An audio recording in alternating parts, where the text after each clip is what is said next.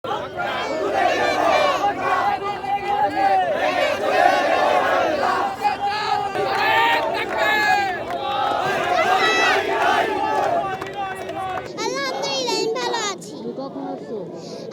সকাল 1টা বাজে এসেছি। তুমি কাদের স্মরণ করতে আজকে এখানে আসছো? আমি এখানে আমার মৃত ভাই বোনদেরকে স্মরণ করতে এসেছি। তোমার সাইদ ভাই মুগ্ধ ভাইকে স্মরণ করতে এখানে আসছো? ইয়েস। আচ্ছা, আমরা যে বন্ধুদের তুমি যে টাকা দিছিলে, কত টাকা দিছিলে? আমি প্রথমে আমার নিজের উপার্জন টাকা 1000 টাকা দিয়েছি।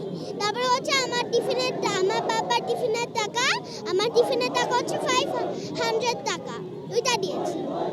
আচ্ছা, তুমি এই যে বৈষম্য বিরোধী ছাত্র আন্দোলন বিষয়ে কি জানো?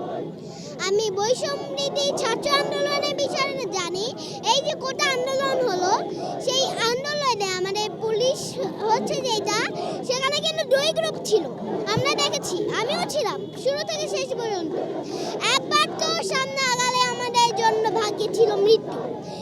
পুলিশের সামনে দাঁড়িয়ে বলে যে আপনারা কেউ সামনে আসবেন না, যে যার বাসায় চলে যান, নাহলে এক পাই গলেই আপনাকে গুলি করে মেরে ফেলবো। এরকম খুব ভয়ঙ্কর পরিস্থিতি ছিল। যখন যুদ্ধ শেষ হয়, অনেকে গুলি খেয়েছিল। তারপরে যুদ্ধ শেষ হওয়ার পরে আমরা বাসায় গিয়েছি। তারপরে পরের দিনের অবস্থায় যাওয়া হলো।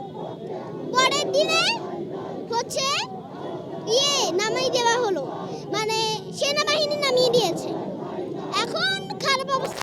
এইভাবে চান বলে মেরেছিল, এইভাবে মানুষ মেরে, এগুলো হচ্ছে স্বৈরাচারের দাবি, যে এগুলো মেরো, দেখবা সব মানুষরা, এই বাংলাদেশের সব মানুষরা মরে যাবে। এটা মনে হয় স্বৈরাচারের ছিল। অনেক ভাবনা আছে এটা নিয়ে, কিন্তু সঠিক কোনটা সেটা জানি না। আমি বড় হয়ে আমেরিকার প্রেসিডেন্ট হতে চাই। ইয়েস, এবং আমি বিশ্ববিখ্যাত সায়েন্টিস্ট হতে চাই। নামটা